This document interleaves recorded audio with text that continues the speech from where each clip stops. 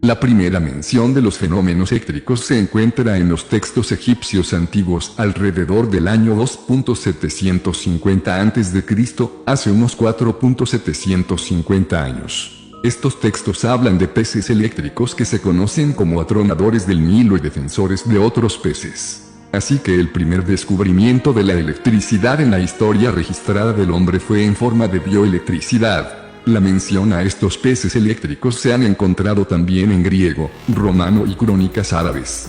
De hecho, en algunos casos, incluso hay una mención a las descargas eléctricas de estos peces para utilizarla como una cura para los dolores de cabeza y la gota. En el año 600 a.C., los antiguos griegos descubrieron que el roce de la lana, la piel y otros objetos ligeros como las plumas con el ámbar, resina de árbol fosilizada, causaba una atracción entre los dos objetos, y por lo tanto, lo que los griegos descubrieron en realidad era la electricidad estática.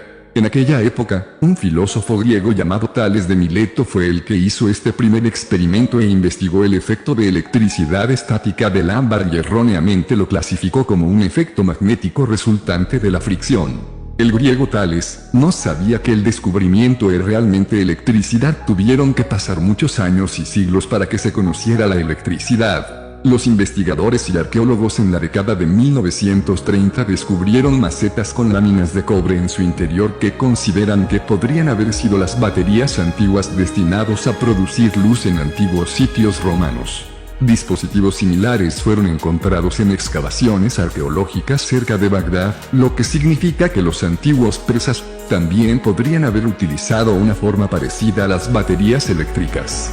En el siglo XVII y XVII se hicieron muchos descubrimientos relacionados con la electricidad, tales como la invención de un generador electrostático, la diferenciación entre las corrientes positivas y negativas, y la clasificación de los materiales como conductores o aislantes. En el año 1600, el médico inglés William Gilbert utiliza la palabra latina electricus para describir la fuerza que ejercen ciertas sustancias cuando se frotan unas contra otras. Estudió tanto los fenómenos de la electricidad y el magnetismo que fue él quien distinguió entre el efecto eléctrico del ámbar y el efecto magnético del imán. Le puso el nombre de electricus porque se derivaba de la antigua palabra griega para denominar el ámbar, que era electrón. Pocos años después, otro científico inglés, Thomas Robne, escribió varios libros y él usó la palabra electricidad para describir sus investigaciones sobre la base de la obra de Gilbert.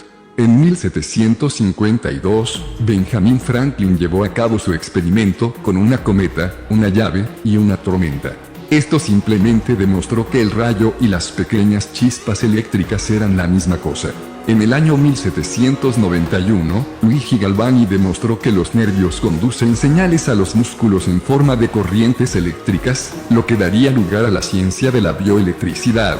El físico italiano Alessandro Volta descubrió que determinadas reacciones químicas podrían producir electricidad, y en 1800 se construyó la primera pila voltaica, una batería eléctrica, que producía una corriente eléctrica constante, y por lo que fue la primera persona en crear un flujo constante de carga eléctrica o electrones en movimiento.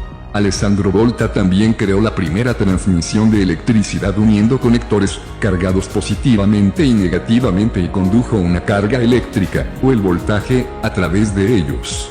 Ya fue en 1831 cuando se convirtió viable el uso de la electricidad por el hombre cuando Michael Faraday creó la primera dínamo eléctrica o generador eléctrico, que resolvió el problema de la generación de corriente eléctrica de forma continua y práctica. El invento de la dinamo por Faraday abrió la puerta al estadounidense Thomas Edison, que inventó la bombilla incandescente de filamento en 1878. Anteriormente, las bombillas o lámparas eléctricas habían sido inventadas por otros, pero la bombilla incandescente de filamento fue la primera bombilla que podía iluminar durante horas.